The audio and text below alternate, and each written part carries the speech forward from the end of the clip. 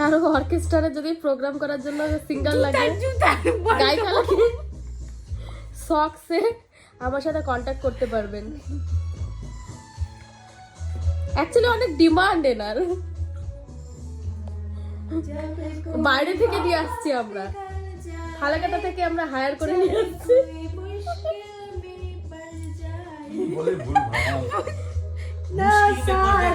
এটা ফালাকাটা সিঙ্গার, আমরা অনেক কষ্টে খুঁজে তারপরে নিয়ে আসছি। এর আগেও কি আছে এখন সে ভালো মতো গান করো।